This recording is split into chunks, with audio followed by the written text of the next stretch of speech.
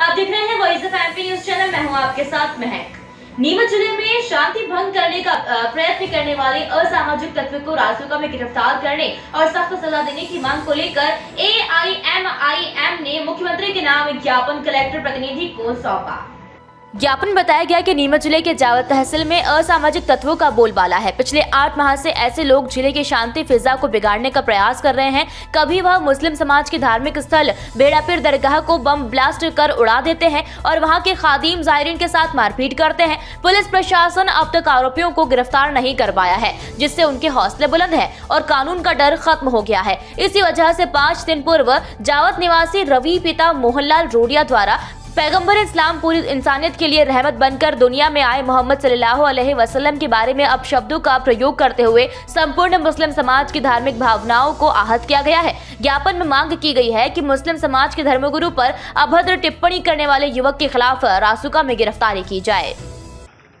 मांग ये की गई है कि सबसे पहली बात तो ये कि हमारा प्रशासन से और ऊपर से नीचे तक सारे लोगों से मेरी ये गुजारिश है कि आप चाहे पेट्रोल डीजल 2-2 हज़ार रुपये लीटर कर दें, हमें इससे कोई ताल्लुक़ नहीं और मुस्लिम समाज इसका कभी भी विरोध नहीं करेगा।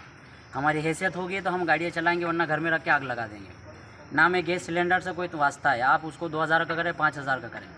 रही बात आप चाहे जिसके घर तोड़े, जिसका मकान तोड़े, हमें इससे भी कोई सरोकार नहीं है। जो हो रहा है और ये मुस्लिम कौम सब्र वाली कौम है। हम करबला वालों के गुलाम, हम सब्र करें, इंशाल्लाह सब्र कर लेंगे। मगर ऊपर से लगा करके नीचे तक, प्रशासन से लगा करके जिनके ज़ेर सहायता ले ये कुछ हो रहा है, उन नेताओं तक और उनके चेले चमाटों तक ये मेरी सबसे एक मुद्दबाना गुजारिश और अपील है कि हम अपने नबी से सल्लल्लाहु अलैहि वसल्लम, हाँ, जिनको हज़रत मोहम्मद मुस्तफ़ा सल्लल्लाहु अलैहि वसल्लम और दुनिया जिनको मोहम्मद साहब के नाम से जानती और पहचानती है, हम अपने नबी से अपनी जान से भी ज़्यादा प्यार करते हैं। उनके नाम पर हमारे माल, हमारी जान, हालांकि हमारे दूध पीते बच्चे भी कुर्बान हैं। बात जब आएगी उनकी ज़ात की तो हमसे बर्दाश्त नहीं होगा और हमसे जो कुछ भी हो सकेगा हम वो कर गुजरेंगे। तो ये ऊपर से लगा करके नीचे तक इनके जो भी मालिक मौला, उनसे भी गुजारिश है कि ऐसे कमीनों पर रोक लगाई जाए क्या, वरना ये कौम, हम गुनहगार ज़रूर है, गद्दार नहीं है। और हमारे आबा व अजदाद ने जैसे हमारे नबी से मोहब्बत की थी, आज भी हम गुनहगार होने के बावजूद अपने नबी से उतनी मोहब्बत है क्या। तो ये समाज और किसी चीज़ को बर्दाश्त कर लेगा, आप मस्जिद तोड़ दो कि शायद हम वो भी बर्दाश्त कर जाएंगे, मगर हमारे नबी करीम सल्लल्लाहु अलैहि वसल्लम की ज़ात पर जब बात आएगी तो हम अपना सब कुछ कुर्बान करके अपने नबी के नाम की हिफाजत करना जानते हैं। तो ये माहौल ख़राब नहीं किया जाए इस स्टेट का, खास करके नीमच ज़िले का। यहाँ ये कौम बड़ी मतलब शांति प्रिय कौम है। हम अमन और भाईचारे वाली वही चला रहे हैं आज तक, और हमें इस चीज़ से दुख नहीं दिया जाए, क्योंकि हम दुनिया में अल्लाह के बाद अपने नबी से सबसे ज़्यादा प्यार करते हैं और हमारी भावनाओं को ठेस नहीं पहुँचाई जाए। हम जिस हाल में जी रहे हैं, और दूसरी बात एक, हमें दो ना गालियाँ, हम जिंदा हैं। आप शरबत पी के, दारू पी के, शराबें पीकर शाम सुबह आप हमें गालियाँ दें, आप हमें मुल्ला कहें, कटवे कहें, जो आपकी मर्ज़ी पड़े, हमें गालियाँ दे, मगर जब रसूलुल्लाह की तौहीन होगी तो ये समाज बिल्कुल बर्दाश्त नहीं करेगा। हाँ, और हमें कल भी बर्दाश्त नहीं की थी और आज भी बर्दाश्त नहीं करेंगे, और आगे भविष्य में, फ्यूचर में अगर कोई गुस्ताखी करने की कोशिश करेगा तो जो हमसे मन पड़ेगा फिर हम भी वो करेंगे। दूसरी बात, हमें कि गूंगे बेरे नहीं समझे जाए। सबसे बड़ी बहुत, सामने वाला कोई भी हो, किसी भी समाज का हो, ये भूल कर रहे हैं आप कि हमें बोलना नहीं आता है। ना हम गूंगे हैं, ना हम बहरे हैं, मगर हमें हमारा समाज, हमारा दीन, हमारा धर्म। बिस्मिल्लाहिर्रहमानिर्रहीम। जैसा सभी को पता है कि जावत में एक असामाजिक तत्व हमारे हुजूर अकरम सल्लल्लाहु अलैहि वसल्लम के खिलाफ पोस्ट की थी। ये तो सभी को पता है कि हम उसके लिए ज्ञापन देना है, लेकिन हमारा मेन रोष है सरकार से, इस प्रशासन से, जो कि बिल्कुल निष्क्रिय बना हुआ है। सब कुछ जानते हुए भी ये कार्रवाई नहीं कर पा रहा है। ऐसी क्या मजबूरी है कि ये उस ऐसे असामाजिक तत्वों को संरक्षण देते हैं। हमारे मेन बात तो ये है, ज्ञापन देते हैं, ये एक डब्बे में डाल देते हैं, कार्रवाई कुछ नहीं होती। हमारी मेन मकसद ये है कि सोए हुए प्रशासन को जगाना कि ये जो भी असामाजिक तत्व है आपको अंगूठा दिखा रहे हैं और आप कुछ नहीं कर पा रहे हैं। ऐसी क्या मजबूरी है आपकी? बेड़ापीर दरगाह पे ब्लास्ट हुआ, आपने आरोपी को एक दिन के लिए बंद किया और छोड़ दिया। ऐसा क्या था कि ये भाई, ऐसा क्या लालच है या ऐसी कोई मजबूरी हो तो आप हमें बताएं, हम उसको दूर करते हैं।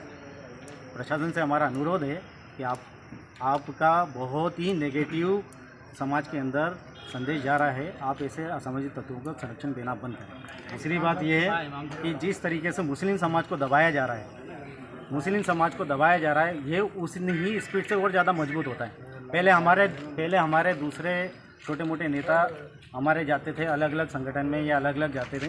जैसे ही आपने हमारे एक वसीम भाई को पुलिस विभाग ने असामाजिक तरीके से उसको पीटा मारा, उसी तरीके से हमारी एक नई काउंसिलिंग MIC का गठन हुआ।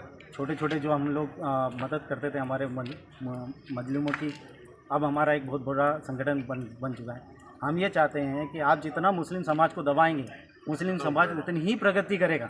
हम प्यार के भूखे हैं, आप हमसे प्यार से रहें, हम आपसे प्यार से रहेंगे। हम आपके धार्मिक स्थलों के बारे में कुछ नहीं करें, आप भी हमारे मत हो। अगर हमारे इसमें से कोई बच्चा कहता है तो हम हमारे पास लेकर आओ, हम खुद उसको सजा देंगे।